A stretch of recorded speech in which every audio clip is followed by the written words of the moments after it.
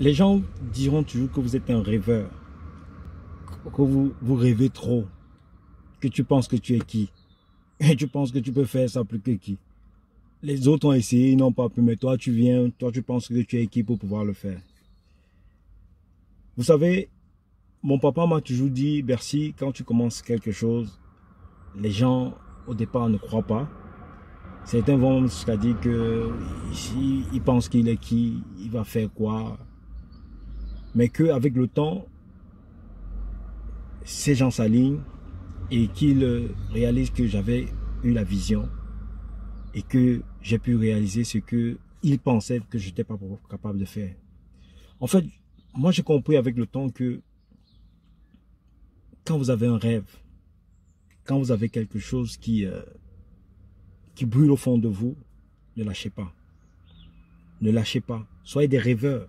Parce que quand vous arrêtez de rêver, vous êtes mort. Oui, ça c'est une réalité. Quand vous arrêtez de rêver, vous êtes mort. Qu'est-ce que vous avez d'autre à apporter? C'est de l'aigreur, c'est de l'amertume, c'est de, voilà, de la jalousie. Et tout ceci sera quelque chose qui va seulement jouer contre votre évolution, contre vous. Vous serez là, toujours triste, toujours fâché, la face attachée, parce que vous en voulez au monde, alors que vous-même, vous ne mettez pas les atouts de votre côté pour pouvoir réaliser ce dont vous êtes capable ou bien sûr que vous voulez réaliser, parce que vous avez peut-être souvent écouté les on dit, l'autre a dit que, on vous a dit que, non.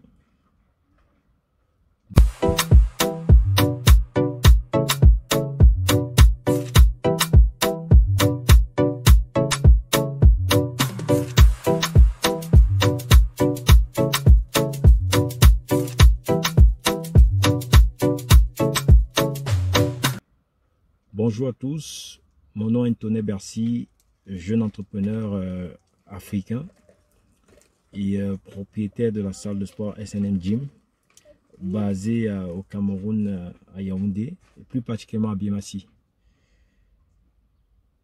Quand je dis ceci, j'aimerais qu'ensemble on prenne la définition du mot rêve. Eh bien, le rêve ici est défini comme étant une suite de phénomènes physiques, d'images en particulier, se produisant dans le sommeil. Il y a deux définitions. Ça, c'était la première définition. La deuxième définition, c'est construction de l'imagination à l'état de veille destiné à échapper au réel, à satisfaire un désir, caresse, poursuivre un rêve.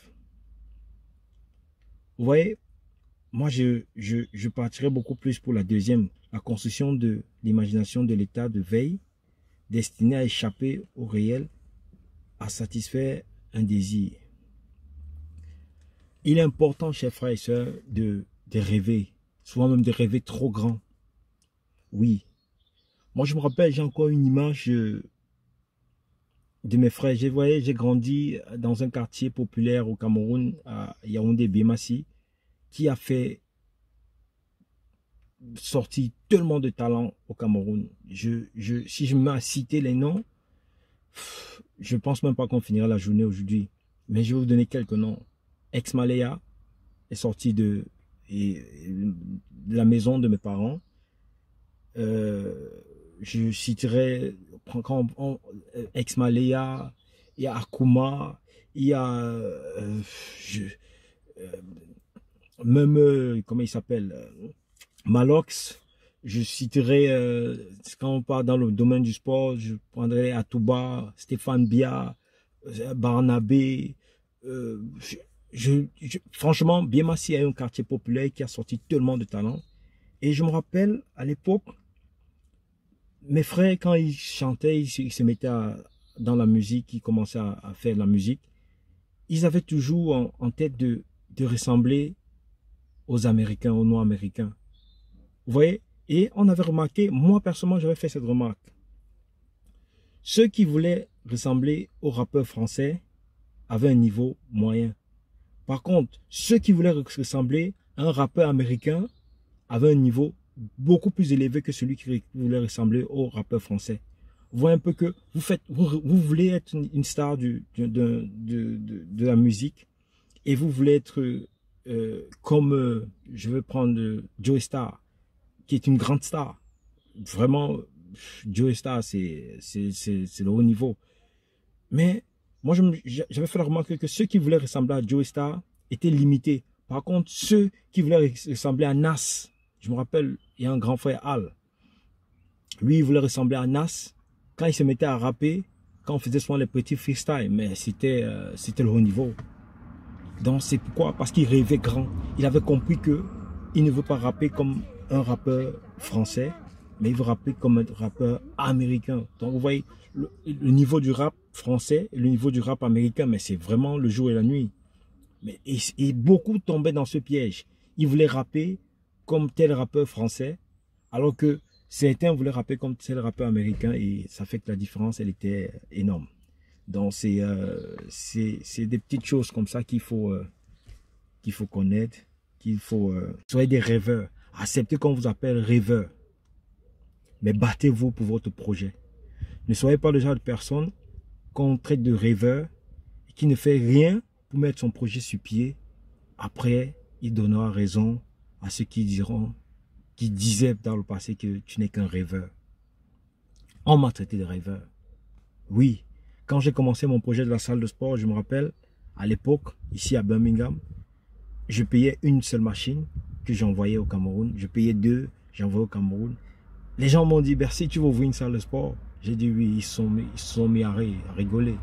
Mais aujourd'hui, beaucoup veulent ouvrir une salle de sport.